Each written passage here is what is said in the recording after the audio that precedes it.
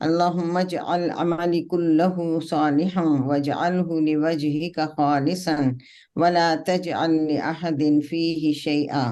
آپ سب بھی اس دعا کو مانگے میرے ساتھ اردو میں۔ اے اللہ میرے سارے عمل کو صالح بنا دے اور اسے اپنے چہرے کے لیے خالص کر لے، اور اس میں کسی ایک کے لیے بھی کوئی حصہ نہ رکھ۔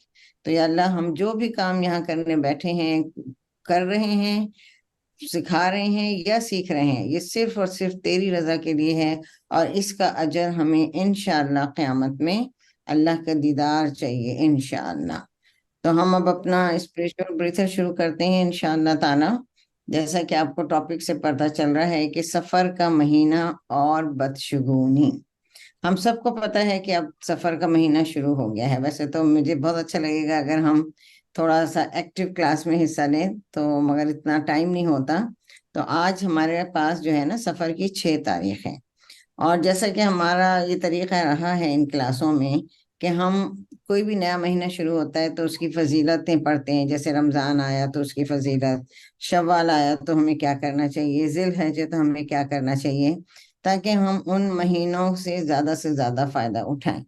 اب یہاں پر ہے کہ یہ سفر کا مہینہ، آپ سب نے بھی سنا ہوگا، اس کے متعلق بہت سی باتیں ہیں، بہت سی بدشگونیاں ہیں جو رہتی ہیں، جو ہم خاص طور سے انڈیا پاکستان میں تو بہت سننے میں آتی ہیں۔ جیسے یہ کہتے ہیں کہ یہ مہینہ تو بہت منحوس ہے، اس مہینے میں تو جو ہے بلائیں اترتی ہیں، اور یہ مہینے کے 13 دن تو خاص طور سے بہت ہی سخت ہیں۔ اگر کسی کو کوئی بیماری یا کوئی پریشانی ان 13 دنوں کے اندر آ جائے تو وہ سارا سال پریشان رہتا ہے۔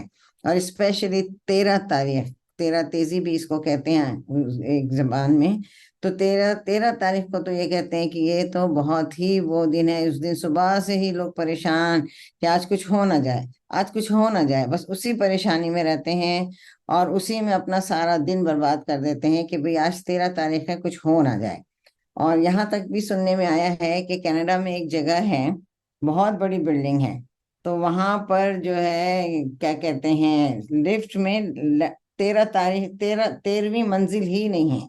تو کسی کا کہنا ہے کہ وہ جب سفر کر رہی تھی اس میں، تو کسی نے کہا کہ دیکھیں ہم سمجھتے ہیں یہ جاہلوں میں ہے، یہ تو اتنا ایڈوانس ملک ہے، اور یہاں پہ انہوں نے 13 ہی ہٹا دیا ہے وہاں سے، کہ نہ وہ 13ویں منزل ہو، نہ 13 روم نمبر ہو، نہ 13 کچھ ہو۔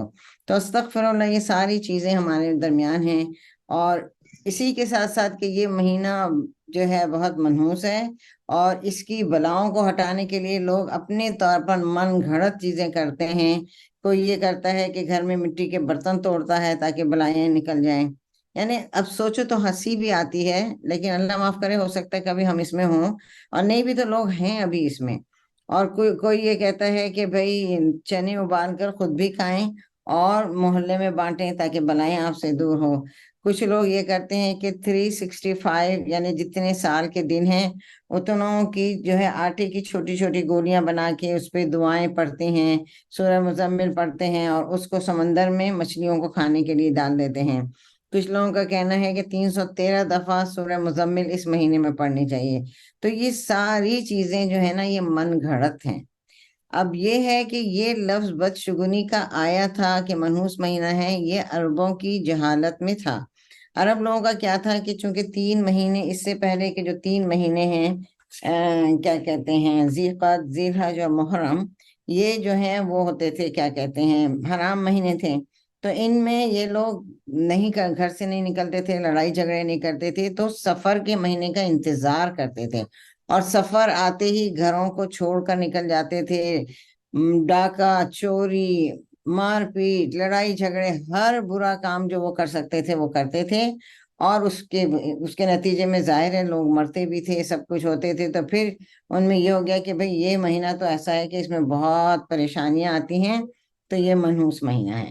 اب منحوس مہینہ ہے، رسول اللہ صلی اللہ علیہ وسلم نے فرمایا کوئی مرض متعدی نہیں ہوتا، اور نہ بدشگونی کی کوئی اصل ہے، یعنی کوئی اصل حقیقت ہی نہیں ہے، اور نہ ہی اس میں کوئی نحوست ہے، اور نہ سفر کی نحوست کی کوئی بنیاد ہے، یعنی سفر کے مہینے کی کوئی بنیاد نہیں ہے، کیونکہ دن تو یہ ہے کہ اللہ کے ہیں۔ اللہ تعالیٰ فرماتا ہے زمانے کو برا نہ کہو، میں تو زمانہ ہوں، یعنی زمانہ بنانے والا کون ہے؟ اللہ تعالیٰ ہے۔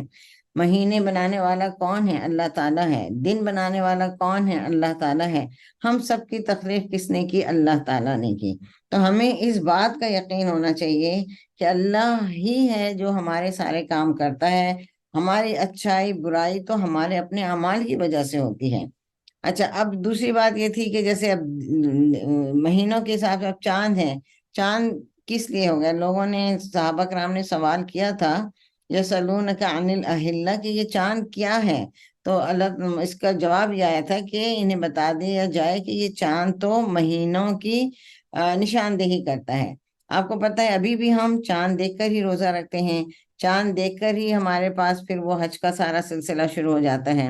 تو چاند کے گھٹنے یا بڑھنے میں کوئی بدشگونی یا کوئی ایسی بات، نحوست کی بات نہیں ہوتی، بلکہ یہ صرف ہمارے ذہنوں کا ہے، اور ہمارے بڑوں سے ہم نے سن لیا، ہم آگے بھی کر رہے ہیں۔ جیسے آج کل کے بھی زمانے میں ابھی بھی ہے کہ بھئی سیدھا ہاتھ میں اگر خارش ہو تو پیسے آنے والے ہیں کہیں سے، الٹے ہاتھ میں ہو تو بھئی پیسہ خرچ ہونے والے ہیں، یا یہ کہ اگر آنکھ پھڑکنے لگے تو کوئی کوئی بیماری آنے والی ہے یا کوئی بری بات ہونے والی ہے، اور انسان ڈر ڈر کے آنکھ پھڑک گئی تو سارا دن گھر سے باہر نہیں نکلے، گھر سے باہر تیار ہو کے نکلے، اگر کالی بلی نے راستہ کاٹ لیا تو گھر آ گئے واپس کہ بھئی مجھے تو آج جاب پہ یا اسکول نہیں جانا کیونکہ آج بلی نے راستہ کاٹ لیا اور پتہ نہیں کیا ہونے والا ہے۔ یعنی یہ ساری چیزیں کیا تھیں؟ انسان کے دل کو اور کمزور اور یہ شرک میں مبتلا کرتے ہیں۔ حضور صلی اللہ علیہ وسلم نے کہا کہ لوگ، اگر یہ ہے کہ بلی نے راستہ کاٹ لیا اور کچھ برائی ہونے والی ہے تو اس کا مطلب ہے کہ اللہ پہ یقین نہیں ہے، بلکہ اس بلی کے راستہ کاٹنے پہ یقین ہے کہ دن برا گزرے گا۔ تو یہ ہے کہ حضور صلی اللہ علیہ وسلم نے فرمایا کہ یہ شرک ہے، اور اس شرک سے ہمیں بچنا ہے، ہمیں نکلنا ہے، ہمیں خود بھی اس کے متعلق معلومات حاصل کرنی ہے اور ہمیں اپنے آگے بھی پہنچانی ہے۔ اور اگر اس مہینے میں کوئی بھی ایسی خاص عبادت نہیں ہے سوائے وہ کہ حضور صلی اللہ علیہ وسلم ویسے ہی ایام بیس یعنی 13، 14، 15 کو روزے رکھا کرتے تھے، تو آپ اس مہینے میں بھی روزہ رکھتے تھے، اور اس سے پہلے مہینے میں بھی، اس کے آگے مہینے میں بھی، یعنی کہ جو ہے روٹین کا کام ہے۔